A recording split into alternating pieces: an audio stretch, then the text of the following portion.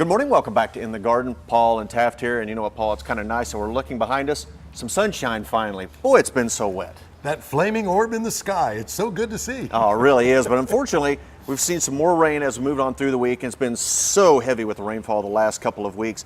What happens to our soils whenever we deal with this much rainfall? Well, aside from the fact that they're just soggy and mucky and bleh, the big problem is all these nutrients that might have been in the soil are being washed away. They're leached into the soil, into the subsoil, and they're not available for plants. So as soon as we get out of this intense rain pattern, and you'll be the one to tell us that, people need to think about fertilizing because plants need nutrients, and the nutrients are gone right now. So I've got a collection here. You know, there are synthetic products and there are organic products. These are all organic products. What I like about the organics, that's all I've used for 40 years, they are not very water soluble. So you think, well, is that a good thing? It is, because those nutrients are released slowly over time rather than, boom, a quick hit of fertilizer. So I think it's better for plants. Now, there's so many different types of organic fertilizers on the market. That one closest to you, that's bat guano, okay? That's a nice word for bat poop. It was developed by an entrepreneur, and Literally. but it's they just collect the bat droppings from the cave, and it's an excellent fertilizer. Earthworm castings. When you go out after a rain and you see all those piles in your yard, earthworms are heading to the surface. They don't want to drown, and they're eliminating their food. And this is gathered and collected. It's an outstanding fertilizer and a soil amendment as well. Fish emulsion. Now this is actually, it's pretty disgusting. You just take a lot of fish and you put them in a vat and let them ferment for a while. And I've smelled it before. My neighbors have used it before. It's not great for houseplants. No. Especially if you have cats in the house. Yes.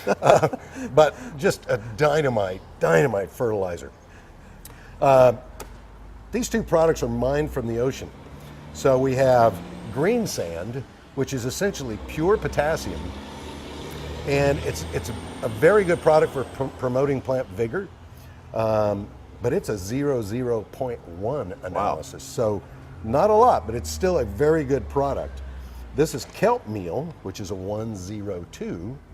Now these could vary somewhat with the manufacturer, but kelp meal is just that. It's kelp mined from the ocean. They dry it, they turn it into a powder form, granular form, and lots of nutrients in that. Lots and lots of nutrients. Now, there's also just a basic, all-purpose kind of fertilizer. And these, one of the cool things about this group, these are things that would otherwise wind up in the trash stream. So I've got blood meal and I've got cottonseed meal. So cottonseed meal is a byproduct of the cotton processing industry. This is actually one of my favorite fertilizers, particularly for azaleas, for instance. That's a 621. Blood meal is pure nitrogen. So if you want plants to just take off, it's 1200. So but that's from slaughterhouse operations. They take the blood, dry it, and turn it into a great fertilizer. So it gets, and then one more, beyond just nutrients, plants also like beneficial fungi and bacteria. So a number of products are now available, this is a liquid form, that include these mycorrhiza, they're called. So those are the beneficial fungi, and this has like 20 or so of them. I mean, it's really great product. So the big thing is going to be, once this rain finally moves on out, this is the first thing that we need to do to make sure that things stay in good shape as we move on through the rest of our spring into the summer. Yeah, you're going to have to. You can apply them just to the soil surface and gently scratch them in a little bit.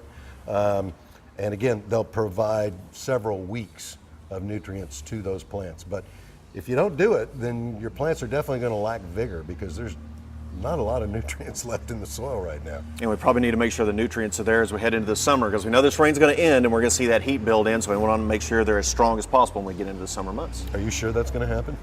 I'm hoping so. We might get warm one of these days. I don't know.